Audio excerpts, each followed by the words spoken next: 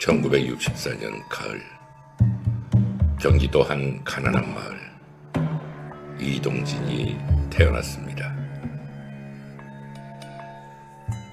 집안은 끼니를 걱정할 정도로 가난했습니다.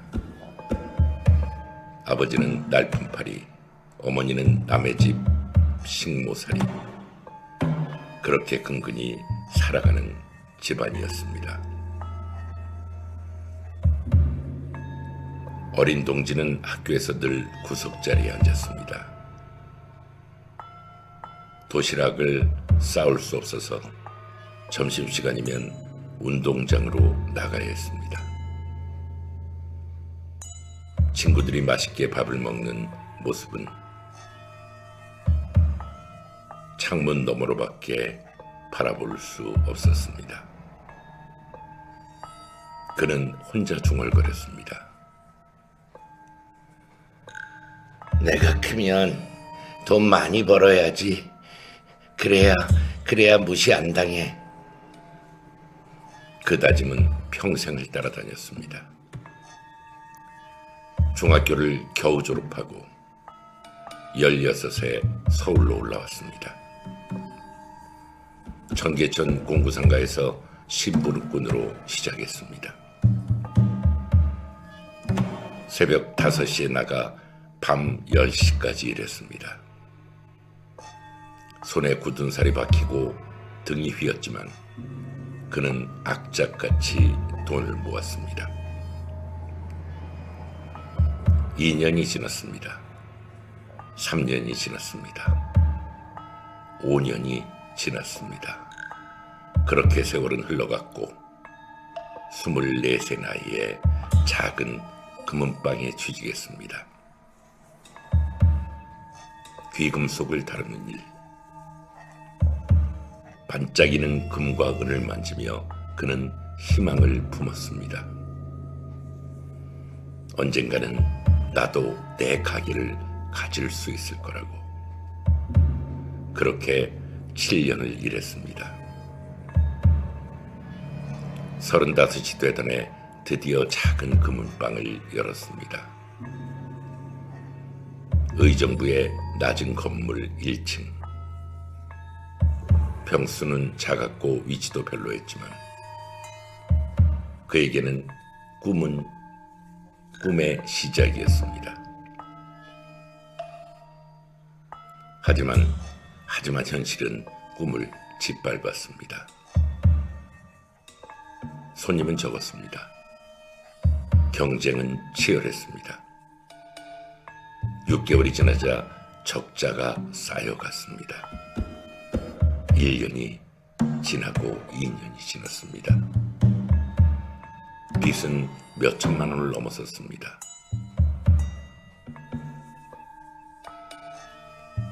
31살 이동진은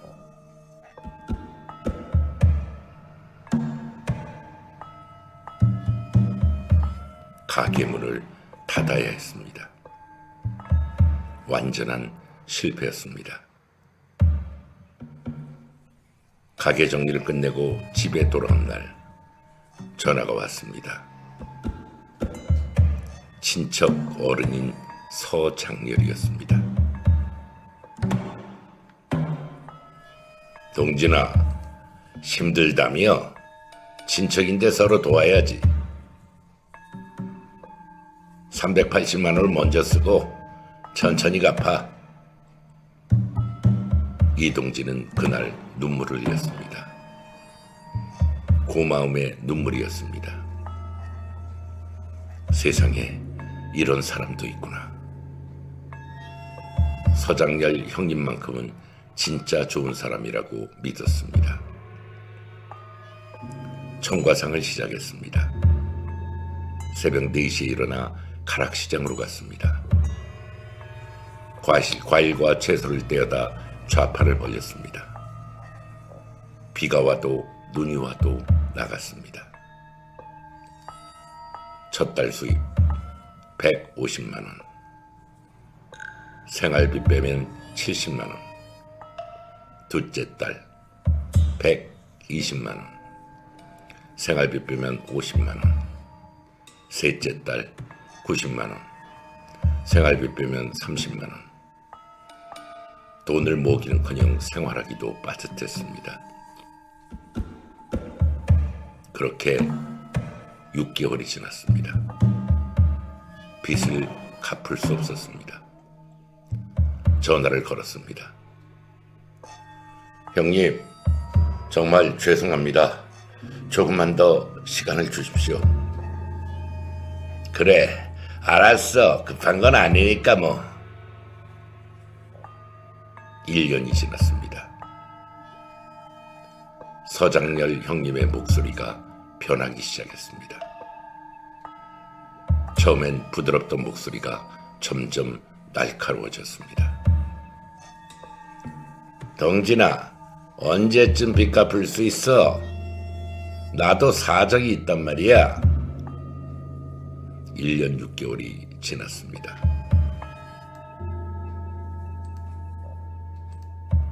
전화가 잦아졌습니다. 일주일에 한 번씩이던 것이 사흘에 한 번, 그리고 이틀에 한 번으로 바뀌었습니다. 동진아, 이제 좀 성의를 보여야 되는 거 아니야? 성의. 그 단어가 이동진의 가슴을 찔렀습니다. 매일 새벽부터 밤까지 일하는데 성의가 없다니. 비가 와도 눈이 와도 좌판을 지키는데 성의가 없다니. 2년이 지났습니다. 어느 날 오후 이동진 어머니에게 전화가 왔습니다. 70이 넘은 노모는 심장이 좋지 않았습니다. 어머님, 동진이가 전화를 안 받네요. 2년이 넘었는데 언제 빚을 갚을지 물어봐 주세요. 전화를 끊은 어머니가 가슴을 움켜쥐었습니다. 그대로 쓰러지셨습니다. 이동진이 일을 마치고 집에 들어와 보니 어머니가 방바닥에 쓰러져 있었습니다. 119를 불렀습니다. 병원 응급실로 실려갔습니다. 의사가 나왔습니다. 협심증입니다. 심한 스트레스를 받으셨나 봅니다. 병원 침대에 누운 어머니, 산소 마스크를 쓴 채 깊은 숨을 들이쉬고 있었습니다. 어머니의 주름진 손을 잡았습니다. 차갑고 떨리는 손이었습니다. 동진아, 미안하다. 엄마가 너한테 걱정만 끼치는 것 같구나. 그날 밤 이동진의 가슴 속에는 무언가 부서졌습니다. 70이 넘는 병든 노인에게까지 독촉 전화를 하다니. 380만 원. 그 돈이 그렇게 중요한가? 나의 어머니의 건강보다, 사람의 도리보다 더 중요한가? 잠을 이룰 수 없었습니다. 머릿속에서 목소리가 맴돌았습니다. 언제 갚을 거냐? 성의를 보여라. 가족에게까지 피해를 주지 마라. 태어난 어머니는 예전 같지 않았습니다.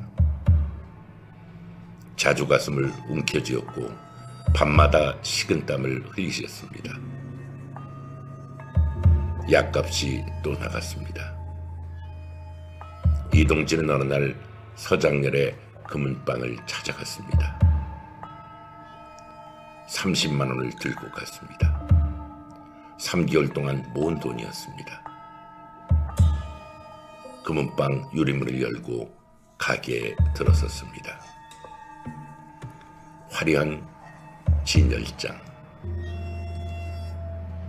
반짝이는 금목걸이, 다이아몬드가 박혀있는 반지들, 깨끗한 실내, 에어컨이 시원하게 돌아가고 있었습니다. 카운터 뒤에는 서장렬의 아내 정영희가 앉아 있었습니다. 33, 단정한 옷차림, 화장한 얼굴, 여유로운 미소를 짓고 있었습니다. 어서 오세요.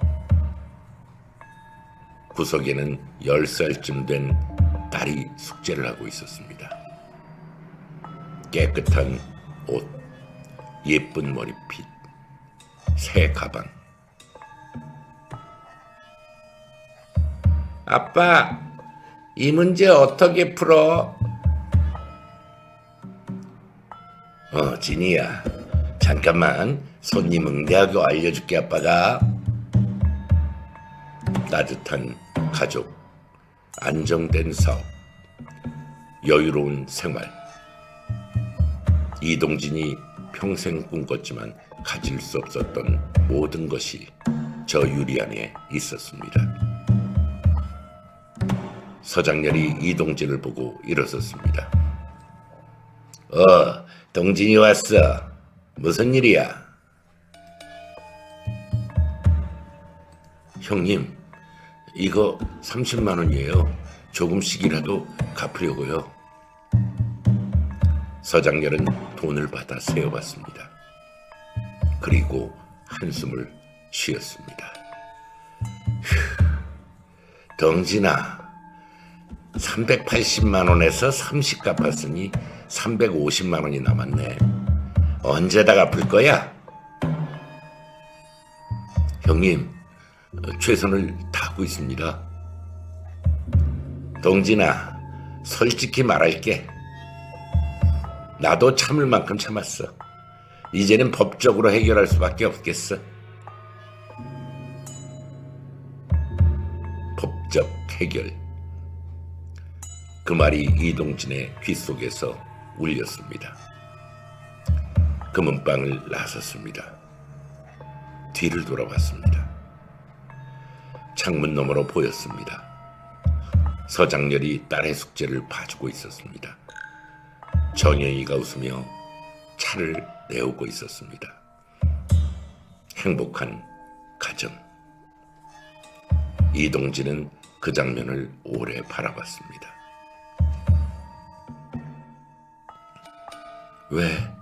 왜 나만 이렇게 살아야 하는 거야? 그날 밤부터 잠을 이룰 수 없었습니다. 머릿속에 영상이 반복되었습니다. 반짝이는 금은방, 웃고 있는 가족, 법적 조치, 병든 어머니. 그렇게 3개월이 지났습니다. 서장렬에게서 전화가 왔습니다. 동진아, 더 이상은 못 기다려. 이번 주 안에 돈 갚지 않으면 변호사를 선임할 거야. 그 말만을 하고 전화가 끊어졌습니다. 이동진은 조용히 앉아 있었습니다. 창밖을 바라봤습니다. 겨울하늘은 잔혹하리 많지 맑았었습니다. 그의 눈빛에는 무언가 결심한 사람의 차가움이 서려져 있었습니다. 이동진은 철물점에 갔습니다. 뭘 찾으세요? 과도요. 과일 깎는 거 있어요? 과도 2자루를 샀습니다. 날이 가장 날카로운 것으로 골랐습니다. 집으로 돌아왔습니다. 검은 비닐 가방을 꺼냈습니다. 그리고 과도를 넣었습니다. 창고에서 테이프를 찾았습니다. 대형 비닐봉지를 5장 준비했습니다. 그렇게 밤이 깊어갔습니다. 새벽 1시, 2시, 3시. 잠들지 않았습니다. 거울 앞에 섰습니다. 거울 속 자신의 얼굴을 오래오래 바라봤습니다. 이렇게라도 끝내야 해. 새벽 4시 30분 집을 나섰습니다. 버스를 2번 갈아탔습니다. 성남시 금강동에 도착했습니다. 아파트 앞에 섰습니다. 8층까지 걸어 올라갔습니다. 엘리베이터를 타지 않았습니다. CCTV가 있을 수 있었습니다. 801호 서장열 집 앞에 섰습니다. 손이 떨리고 숨이 가빴습니다. 하지만 멈출 수 없었습니다. 초인종을 눌렀고 문이 열렸습니다. 동진아, 이 새벽이야 무슨 일이야? 형님, 급한 일이 있어서요. 서장열은 의아한 표정이었지만 문을 열어줬습니다. 현관으로 나는 들어섰습니다. 거실에는 정영이가 일찍 일어나 아침 준비를 하고 있었습니다. 동진씨, 이 아침부터 웬일이세요? 안방에는 딸 서진이의 기침소리가 들렸습니다. 감기에 걸린 모양이었습니다. 그래서 무슨 일인데? 이동진은 대답하지 않았습니다.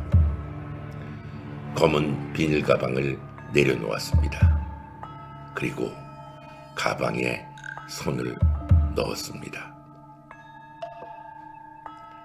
차가운 금속이 손바닥에 닿았습니다. 시간이 멈춘 것 같았습니다. 동진아, 뭐 하는 거야? 칼이 나왔습니다. 서장열의 눈이 커졌습니다. 야, 너 지금 뭐 하는 거야? 형님이 나를 이렇게 만들었어요. 정영이가 비명을 지르는 순간 이동진이 달려들었습니다. 서장열이 막아섰습니다. 두 남자가 소파 위에 뒹굴었습니다. 여보, 빨리 경찰 불러, 경찰! 하지만 정영이는 전화기에 손도 대지 못했습니다. 이동진은 미리 준비한 청테이프를 꺼냈습니다. 서장열의 손목을 묶었습니다. 정영이를 붙잡았습니다. 제발요, 우리 딸만은... 안방 문이 열렸습니다. 10살 서진이가 잠옷 차림으로 나왔습니다. 감기 때문에 붉어진 얼굴로 엄마를 찾고 있었습니다. 엄마, 무슨 일이야? 이동진의 눈과 아이의 눈이 마주쳤습니다.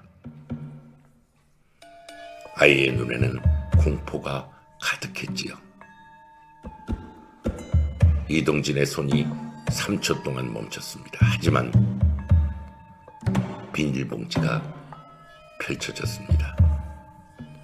청테이프가 찢어지는 소리, 짧은 비명, 그리고 침묵. 오전 6시 30분 해가 떠올랐습니다. 하지만 그 집안은 어둠 속이었습니다.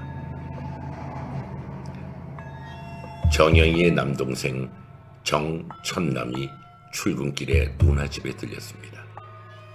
29살 청년은 금방 직원도 함께 겸했었습니다.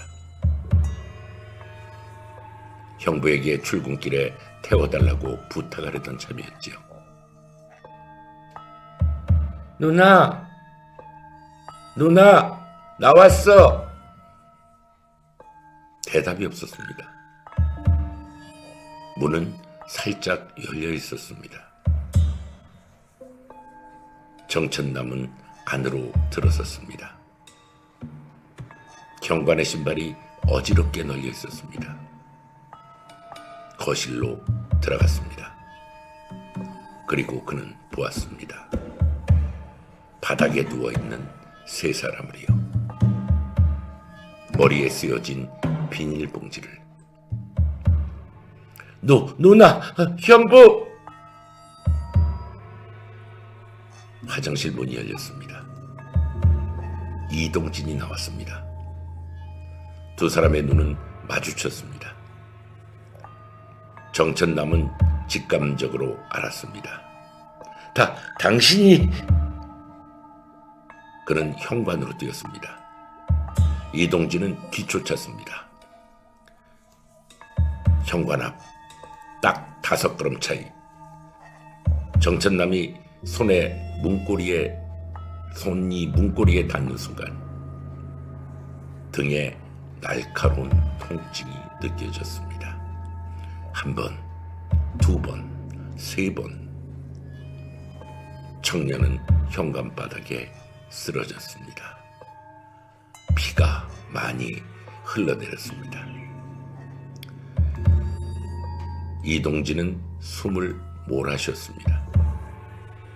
손에 든 칼에서 피가 뚝뚝 떨어졌습니다. 거실을 돌아봤습니다. 내구의 시신, 그가 만든 지옥. 그래, 이제는 끝났어. 정말 끝난 거야. 화장실로 가서 손을 씻었습니다.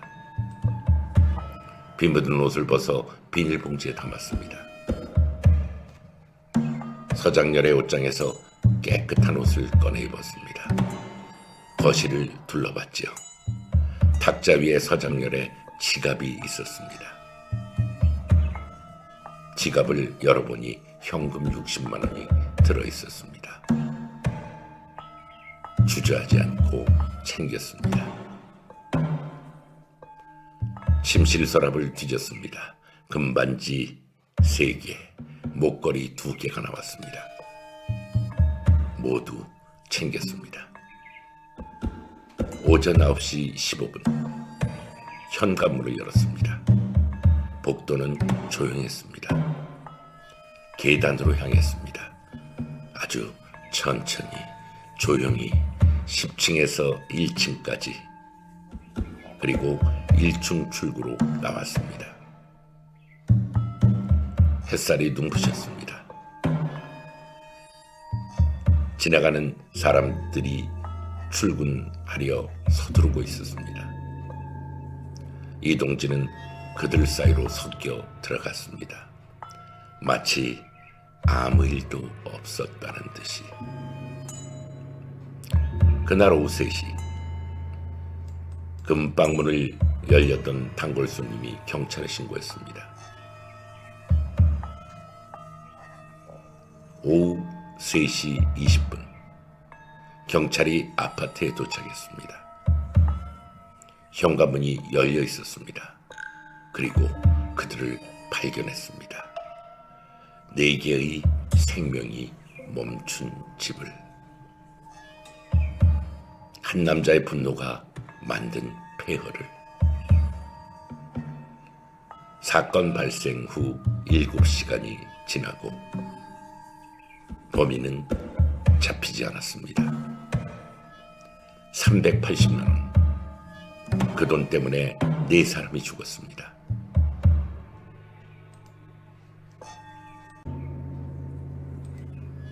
(1998년 1월 20일) 오후 3시 경기도 성남시 중원구 금감동 아파트 단지. 평범한 오후였습니다.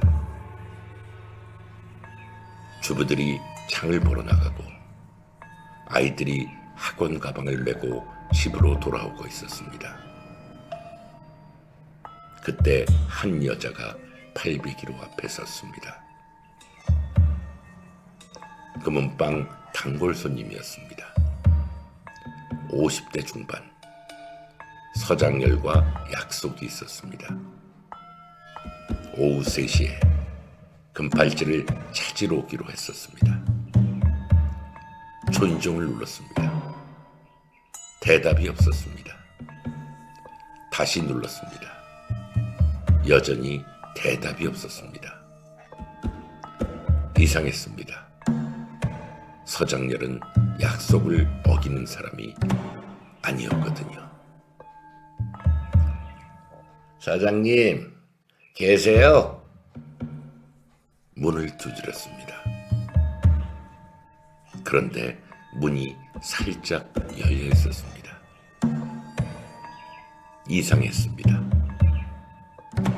서장렬은 항상 문을 잠그는 사람이었습니다. 특히 금방을 운영하는 사람이라 보안에 민감했습니다. 사장님, 문 열려 있는데 들어가도 될까요? 대답이 없었습니다. 불안한 느낌이 들었습니다. 하지만 약속 시간이 지났으니 확인은 해야 됐습니다.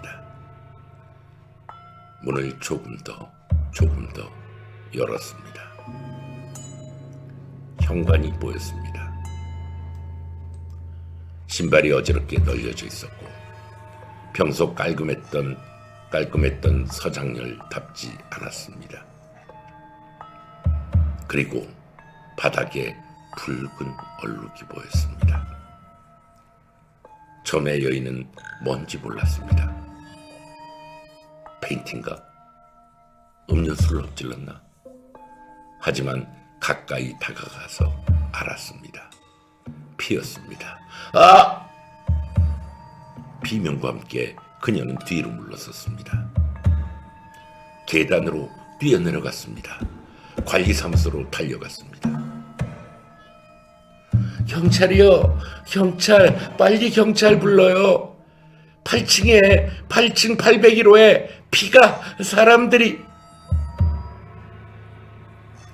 진정하세요. 무슨 일이에요? 피가 있어요. 서장렬 사장님 집에. 관리소장이 즉시 119에 전화를 했습니다. 15분 후 신고가 접수되고 성남경찰서 강력계 출동지령, 현장 도착. 형사들이 아파트에 도착했을 때 복도에는 이미 주민들이 몰려 있었습니다. 아이, 무슨 일이래요? 서장렬 씨 집에서 피가 보였대요. 설마 강도라도 든 건가? 형사반장이 사람들을 밀어내며 801호로 향했습니다. 모두 비켜주세요. 경찰입니다. 현관문 앞에 섰습니다. 문은 반쯤 열려 있었습니다. 안을 들여다봤습니다. 현관 바닥에 핏자국, 벽에도 핏자국, 끌린 자국도 보였습니다. 형사반장이 권총에 손을 얹었습니다. 범인이 아직 안에 있을 수도 있다라고 생각했죠. 조심해, 범인이 있을 수도 있어. 천천히 문을 활짝 열었습니다. 그리고 안으로 들어갔죠. 현관, 신발장이 쓰러져 있었습니다. 신발들이 사방에 흩어져 있었습니다. 격렬한 몸싸움이 있었던 흔적이었습니다. 거실로 들어섰습니다. 그 순간 20년 경력의 베테랑 형사도 숨이 멎었습니다. 바닥에 누워있는 시신들, 하나, 둘, 셋, 넷. 네 구의 시신이 거실과 현관에 흩어져 있었습니다. 모두 머리에 비닐봉지가 씌워져 있었습니다. 손목에는 청테이프가 감겨 있었습니다. 벽과 바닥에는 핏자국이 사방에 뿌려져 있었습니다. 공기 중에는 죽음의 냄새가 진동했습니다. 하나님 맙소사. 반장님, 이건 감식반 출동시켜 조사해야 될 것 같습니다. 그래, 본부에 보고하고 지금 당장 해. 오후 4시 국립과학수사연구소 감식반이 도착했습니다.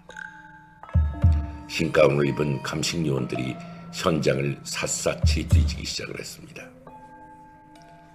카메라 셔터 소리가 끊임없이 들렸습니다.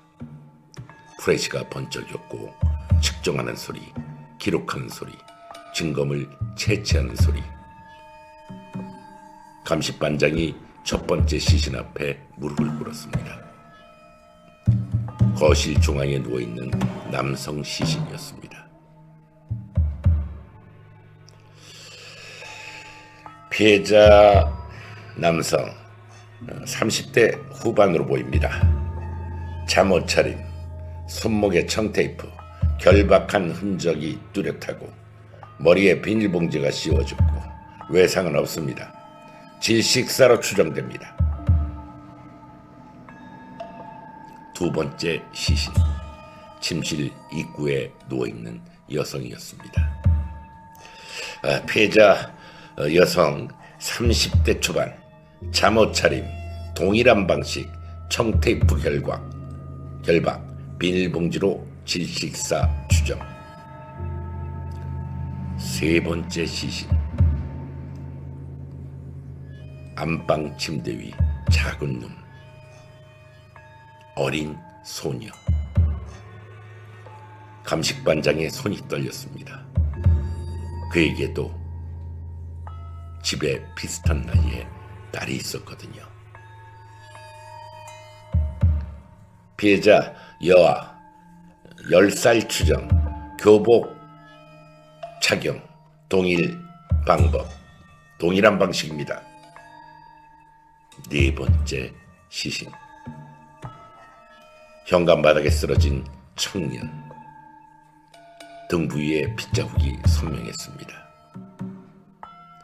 피해자 사망, 남성 20대 후반, 등 부위에 자상, 하나, 둘, 셋, 넷, 다섯, 총 5군데, 과다출혈로 인한 사망 추정. 부검의가 도착했습니다. 국립과학수사연구소 법의학 전문의였습니다.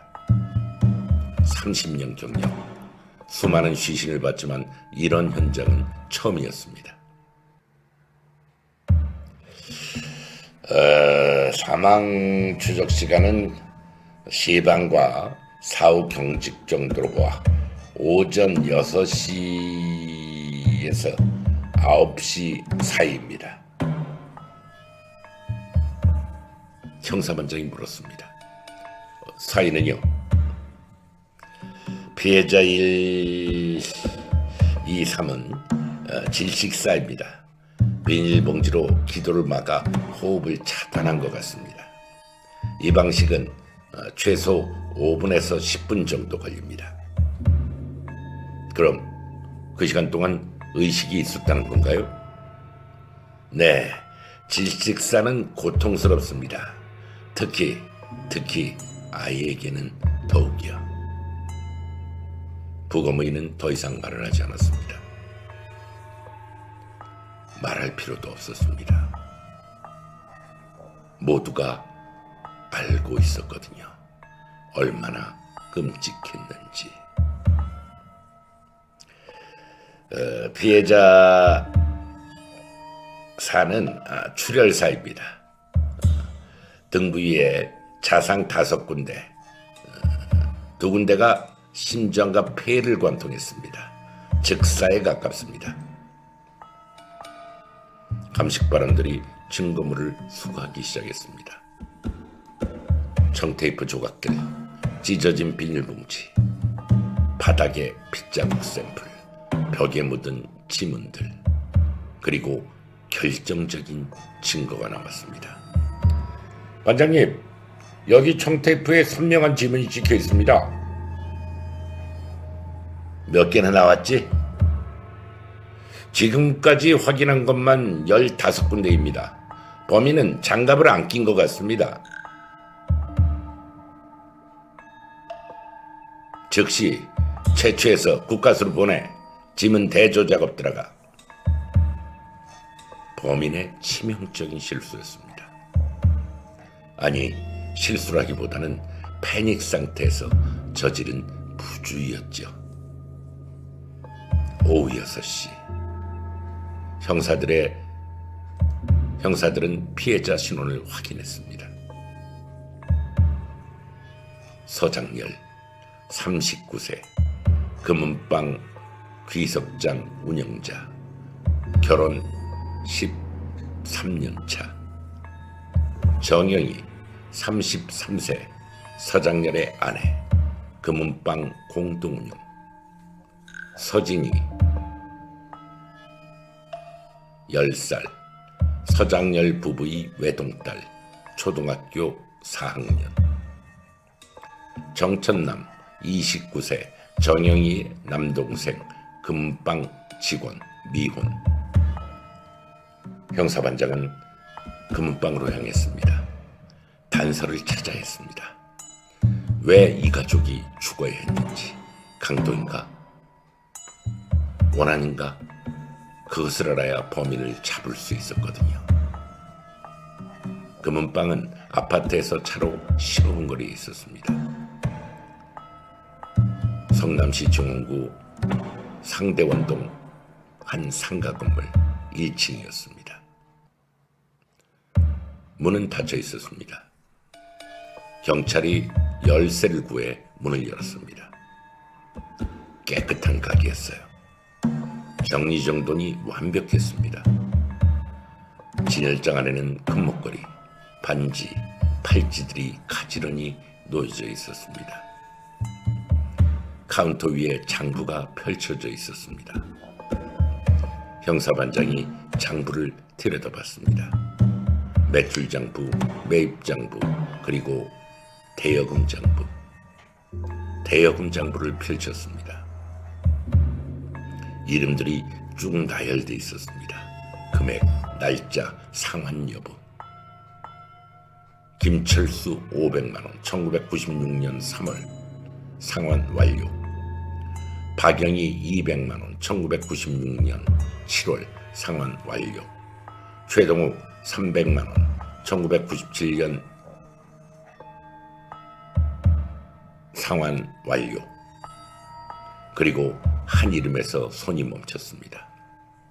이동진 380만원 1995년 4월 15일 되어 미상환. 빨간 펜으로 여러 번 동그라미가 쳐져 있었습니다. 줄까지 그려져 있었습니다. 여백에 빼곡하게 메모가 있었습니다. 1995년 10월 첫 독촉, 1996년 4월 10번 독촉, 1996년 10월 20번 독촉, 그리고 어머니 통화, 1997년 6월 30여 차례 독촉, 1997년 12월 40여 차례 독촉, 1998년 1월 15일 법적 조치 통보. 이동진, 이 사람이야. 형사반장이 이야기했습니다. 오후 7시 형사들은 금은방 직원을 찾아갔습니다. 정천남이 사망했으니 다른 직원이 있는지 확인했습니다. 파트타임 직원이 한 명 있었습니다. 50대 여성. 일주일에 3일 정도 나와서 일했다고 했습니다.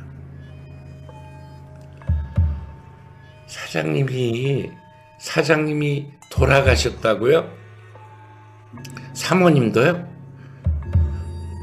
진이까지? 천남이까지?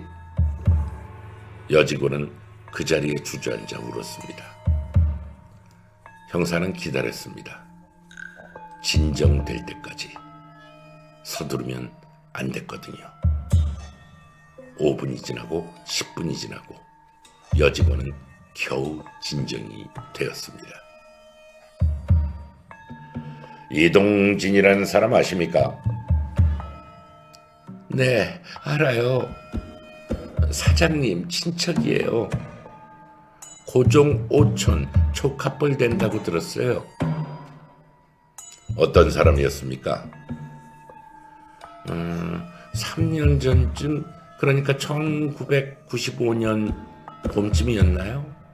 사장님한테 돈을 빌려갔어요. 380만 원이라고 그러는 것 같던데, 사장님이 처음엔 친척이니까 도와주자고 하셨어요. 사업자금이 필요하다고 하더라고요. 그런데요, 안 갚았어요. 6개월이 지나도 1년이 지나도 계속 다음 달에 갚겠다, 조금 더 기다려달라 그러더라고요. 사장님이 독촉을 했나요? 처음에는 안 하셨는데 친척이니까 이해해 주시려고 했는데, 근데 1년이 지나고 2년이 지나니까 사장님도 답답하셨나 봐요. 전화를 자주 하셨어요. 언제부터 자주 하셨습니까? 작년부터요. 처음엔 한 달에 한두 번 정도 했는데 나중에는 거의 매주, 아니 매일 전화하신 것 같았어요. 이동진 씨가 뭐라고 했는지 아십니까? 처음에는 미안하다, 곧 갚겠다 그러더니 나중에는 전화를 안 받았대요. 그래서 사장님이 그 사람 어머니한테까지 전화하셨어요. 어머니한테요? 네, 작년 여름이었나? 사장님이 말씀하시길 이동진 씨 어머니가 전화 받고 쓰러지셨대요. 병원에 실려갔다고 그러더라고요.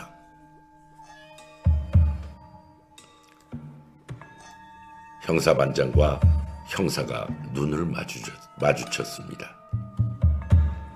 동기가 보이기 시작했습니다.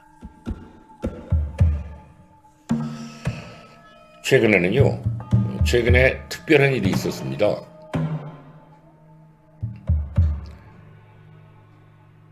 지난주, 그러니까 1월 15일쯤이요. 사장님이 저한테 말씀하셨어요. 이제는 더 이상 못 참겠다고, 법적 해결을 해야겠다고, 변호사를 선임한다고 하셨어요. 법적 조치를요? 네, 이동진 씨한테 최종 통보를 하셨다고 그러더라고요. 이번 주 안에 안 갚으면 법적으로 간다고. 퍼즐이 맞춰지기 시작했습니다. 1월 15일 최종 통보, 1월 20일 살인. 형사들은 이동진의 주소를 확인했습니다. 경기도 의정부시 상곡동 323의 5 다세대 주택 2층, 오후 8시. 형사들이 이동진 집에 도착했습니다. 낡은 건물이었습니다. 페인트가 벗겨진 외벽, 녹슨 철제 계단, 깨진 유리창. 2층으로 올라갔습니다. 복도에는 쓰레기 봉투가 쌓여져 있었습니다. 이동진의 집 앞 203호. 초인종을 눌렀습니다. 대답이 없었습니다. 문을 두드렸습니다. 여전히 대답이 없었습니다. 이동진, 경찰이다. 문 열어. 아무 대답이 없었습니다. 집주인 불러. 10분 후 1층에 사는 집주인이 올라왔습니다. 60대 남성, 불만 가득 찬 표정이었습니다. 이동진 씨요? 그 사람 방세 석 달이나 밀렸어요. 어제도 문 두드렸는데 없더라고요. 문 좀 열어주시겠습니까? 무슨 일이에요? 무슨 일인데 문을 열어달라고 그러세요? 수사상 필요합니다. 영장은 내일 받아오겠습니다.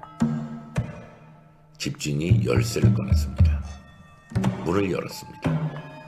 좁은 원룸이었습니다. 6평도 안 되는 공간. 텅 비어 있었습니다. 침대만 덩그러니 있었습니다. 이불도 없었습니다. 옷장을 열었습니다. 옷이 하나도 없었습니다. 화장실을 확인했습니다. 세면도구도 없었습니다.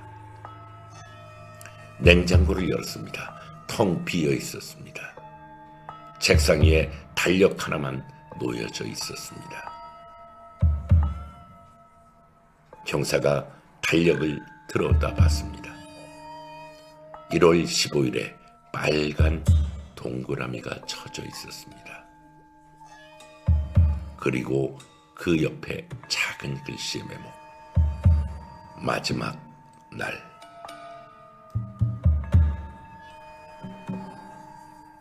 (1월 16일부터) 큰 X자가 그어져 있었습니다. 17일도, 18일도, 19일도.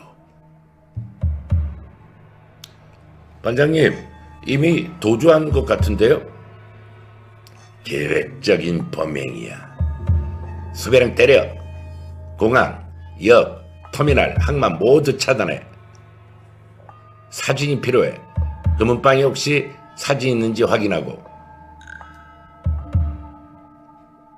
1월 20일 새벽 2시 경찰청 상황실은 불예선이었습니다. 전국경찰서에 긴급 전파. 성남 일가족 살인사건 용의자 이동진 34세 키 170cm 체중 60kg 마른 체형. 새벽 5시 몽타주가 완성이 되었습니다. 금은방 직원의 증언을 바탕으로 만든 얼굴이었습니다. 새벽 6시 전국경찰서의 팩스 전송. 아침 7시 뉴스 속보. 어제 성남에서 발생한 일가족 살인사건의 용의자가 특정되었습니다. 경찰은 피해자의 친척인 이동진 씨를 용의자라 보고 전국에 수배령을 내렸습니다. 화면에 몽타주가 떴습니다. 이동진 씨는 33, 키가 한 170 정도 되고요. 마른 체격입니다. 피해자에게 380만 원의 빚이 있었던 것으로 알려졌습니다. 경찰은 금전 문제로 인한 범행으로 보고 수사 중에 있습니다. 아침 8시 실제 사진이 확보가 되었습니다. 2년 전 이동진이 금방에서 일할 때 찍은 직원 사진이었습니다. 몽타주보다 훨씬 정확했습니다. 아침 9시 모든 방송국에서 속보. 신문 호외 발행. 전국이 떠들썩했습니다. 도주, 부산. 하지만 이동진은 이미 멀리 도망친 뒤였습니다. 1월 20일 오전 6시 이동진은 부산 남포동 쪽방촌 여관에 있었습니다. TV를 켰습니다. 뉴스가 나오고 있었습니다. 자신의 얼굴이 화면 가득 나왔습니다. 몽타주가 아니라 실제 사진이었습니다. TV 속 아나운서가 이야기합니다. 경찰은 이동진 씨가 사건 당일 서울에서 부산행 기차를 탔을 가능성이 있다고 보고 부산 지역 수색을 강화하고 있습니다. TV를 껐습니다. 가슴이 두근거렸습니다. 손이 나도 모르게 떨렸습니다. 짐을 쌌습니다. 여관을 나가야 했습니다. 복도로 나왔습니다. 여관 주인이 계단 아래에서 TV를 보고 있었습니다. 아이고, 세상에, 일가족을 다 죽이다니. 10살짜리 애까지. 이동진은 모자를 깊이 눌렀었습니다. 고개를 숙이고 빠르게 계단을 내려갔습니다. 손님, 벌써 나가세요. 네, 급한 일이 생겼어요. 밖으로 나왔습니다. 거리에는 사람들이 많았습니다. 출근하는 사람, 가게 문을 여는 상인들, 모두가 자신을 보고 있는 것 같았습니다. 그러나 아니었습니다. 착각이었습니다. 아무도 자신을 쳐다보지 않았습니다. 하지만 불안해했습니다. 편의점에 들어갔습니다. 빵과 우유를 집어들었습니다. 계산대로 갔습니다. 3,500원입니다. 돈을 냈습니다. 주인이 거스름돈을 주다가 멈췄습니다. 이동진의 얼굴을 빤히 쳐다봤습니다. TV가 켜져 있었습니다. 카운터 옆 작은 TV. 거기에는 자신의 얼굴이 나오고 있었습니다. 손님 혹시... 이동진은 거스름돈을 받지 않고 뛰쳐나갔습니다. 저기요, 거스름돈. 저 사람... 골목으로 뛰었습니다. 뒤를 돌아봤습니다. 편의점 주인이 문 밖으로 나와 자신을 쳐다보고 있었습니다. 더 빨리 뛰었습니다. 모퉁이를 돌았습니다. 다음 골목으로 들어갔습니다. 숨을 몰아쉬며 벽에 기댔습니다. 부산도 이제는 안 되겠네. 도주, 대구, 대전 1월 20일 이동진은 대구로 갔습니다. 동대구 앞 연숙에 묵었습니다. 신문을 샀습니다. 일면 전체가 자신의 이야기로 도배되어 있었습니다. 내년의 살인마 이동진 전국 수배, 10살 아이까지 잔인하게 살해, 380만 원의 빚, 4명의 목숨, 사진도 크게 실렸습니다. 기사 내용을 읽었습니다. 피해자 서진이 양은 학교에서 모범생으로 알려져 정첨남 씨는 다음 달 약혼식을 앞두고 있었고, 유족들은 극형을 탄원하며 이런 많은 기사 내용들이 내 눈에 들어왔습니다. 손이 떨렸습니다. 신문을 구겼습니다. 쓰레기통에 버렸습니다. 그리고 밖으로 나왔습니다. 거리를 걸었습니다. 사람들이 자신을 쳐다보는 것 같았습니다. 아니, 정말로 쳐다보고 있었습니다. 한 남자가 자신을 보고 뭔가 속삭였습니다. 옆 사람에게.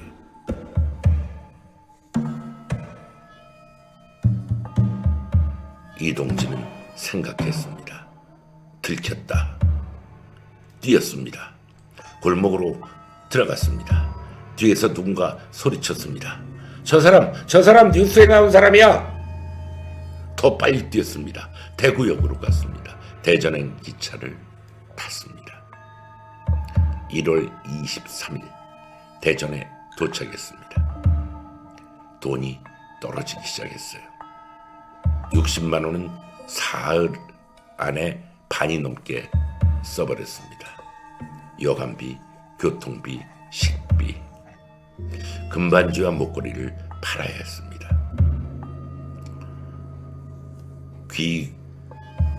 귀금속상을 찾아갔습니다. 귀금속상 주인은 어디 봅시다. 순금이네요.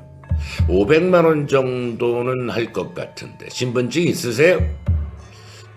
신분증 집에 두고 왔는데요. 그럼 안 되는데 신분증 없으면 매입이 불가능합니다. 요즘 돈 한 푼 문제가 심각해서 경찰에서 단속을 엄청 하거든요.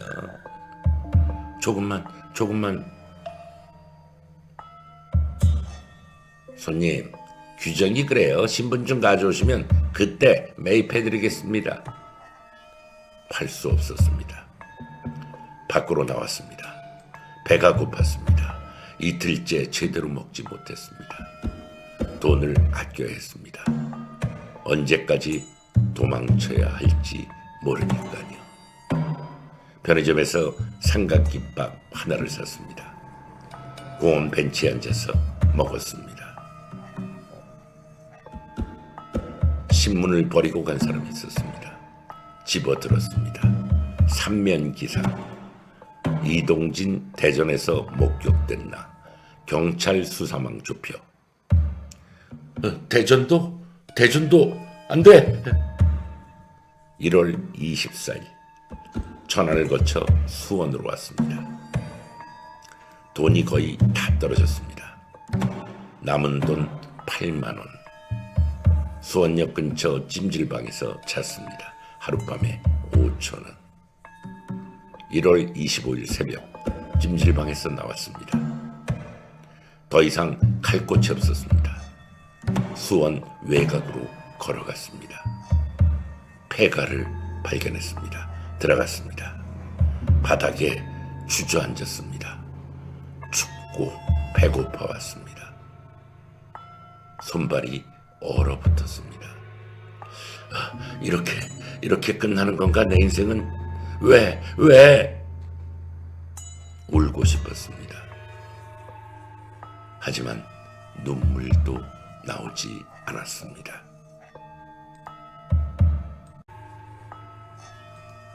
오전 9시 폐가 근처를 지나던 주민이 신고했습니다. 여보세요. 경찰서지요? 폐가에 이상한 사람이 숨어 있어요. 며칠째 거기 있는 것 같아요. 뉴스에서 나온 그 사람인 것 같은데. 오전 9시 30분 경찰이 출동했습니다. 5대 순찰차 15명 정도의 경찰 폐가를 포위했습니다. 이동진, 안에 있으면 나와. 너는 포위됐다.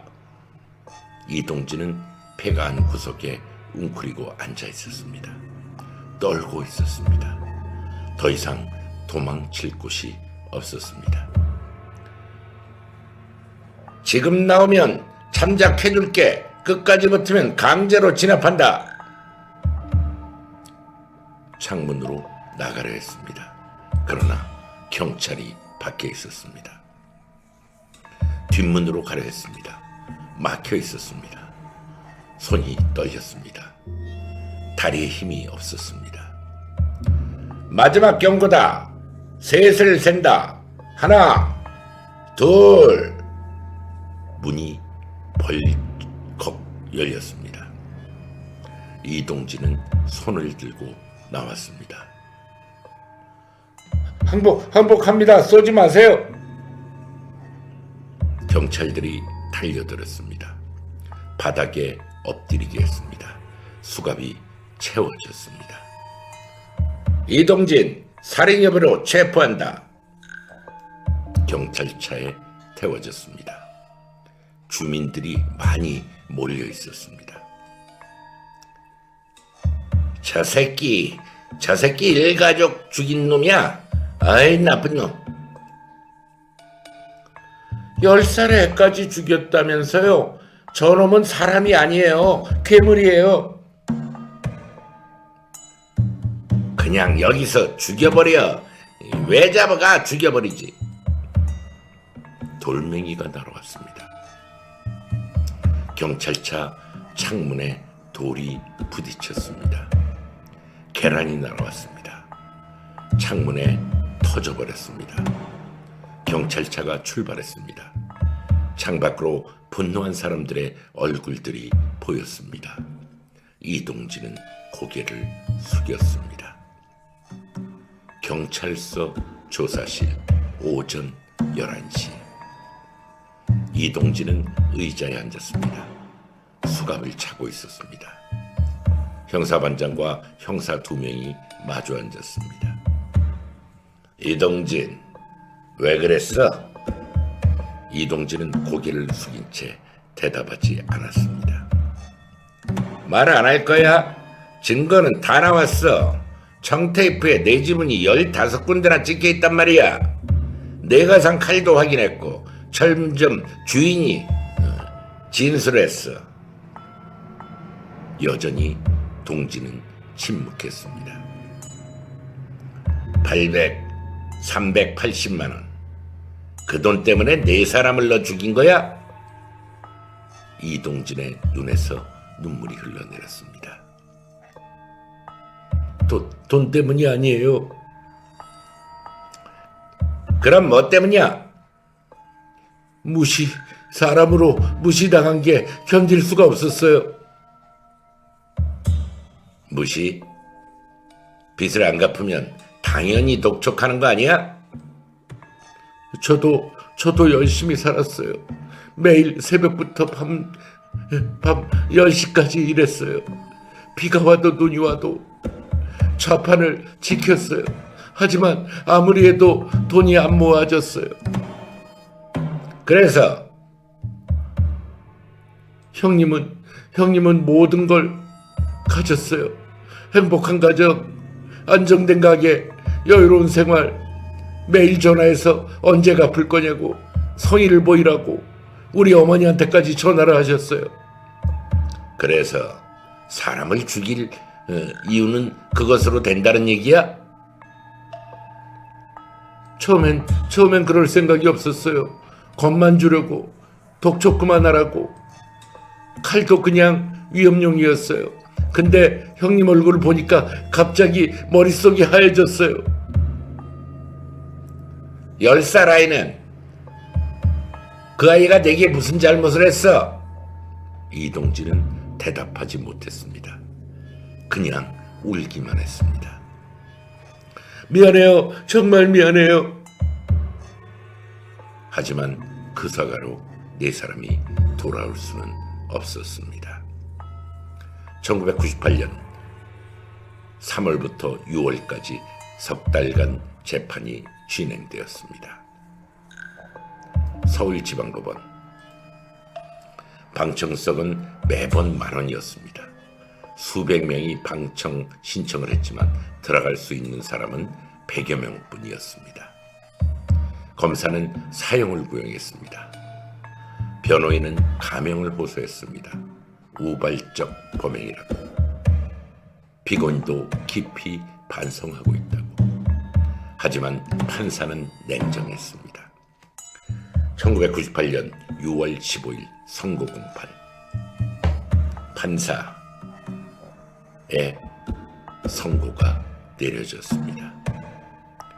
피고인 이동진은 흉기를 미리 준비하여 피해자 4명을 계획적으로 살해했습니다. 특히 죄 없는 10살 어린아이까지 살해한 것은 반인륜적인 범죄입니다. 피고인에게 사형을 선고합니다. 방청석에서 박수가 터졌습니다.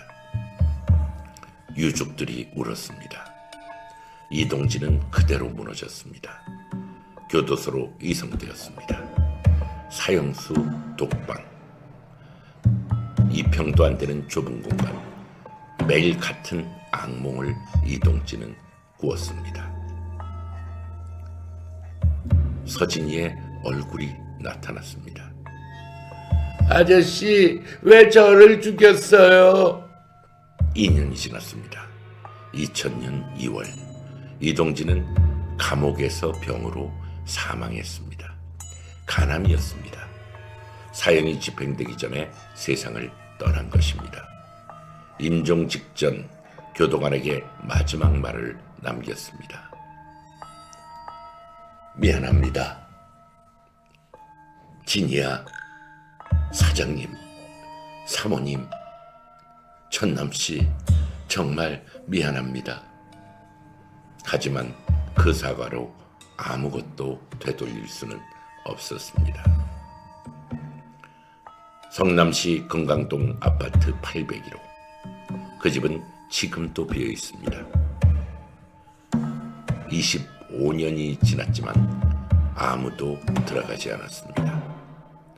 1998년 1월 20일 그날 네 사람의 시간이 영원히 멈췄습니다.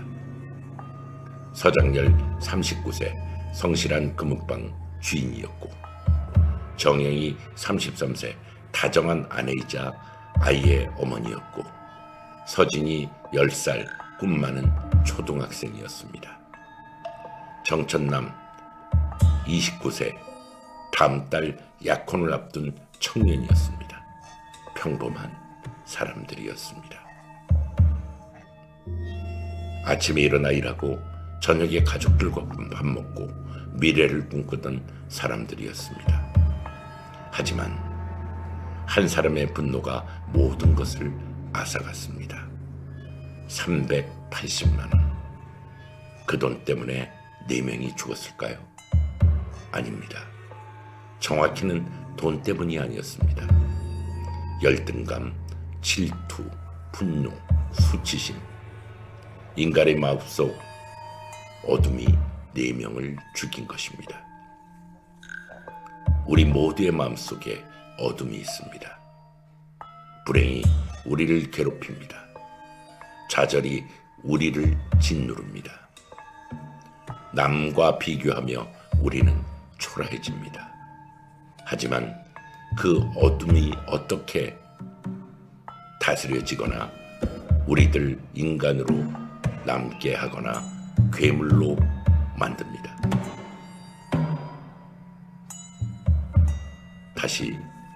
하지만 그 어둠을 어떻게 다스리느냐가 우리를 인간으로 남게 하거나 괴물로 만듭니다. 이동진은 괴물이 되는 쪽을 택했습니다. 그리고 4명의 인생을 무너뜨렸습니다. 본인까지 총 5명이지요. 4명은 죽었고 1명은 살아서 더 큰 지옥을 경험했습니다. 1998년 1월 20일을 잊지 말아야 합니다. 그리고 우리 안에 어둠을 경계해야 합니다. 예, 재미있게 시청하셨나요? 예, 재미있게 시청하셨으면 구독, 좋아요, 그리고 댓글 참여 많이 해주세요. 댓글에 시청하신 장소 또는 무엇을 하면서 시청하셨는지를 남겨주시면 감사드리겠습니다. 다음 시간에 다시 뵙기를 약속드리면서요, 오늘 이야기 끝을 맺도록 하겠습니다. 항상 세상에는 어둠이 있고 밝은 빛이 있습니다. 어둠 속에 헤매이지 말고 우리는 빛을 향해 달려가는 그런 사람들이 돼야 될 것 같습니다. 다음 시간에 다시 찾아뵙겠습니다. 감사합니다.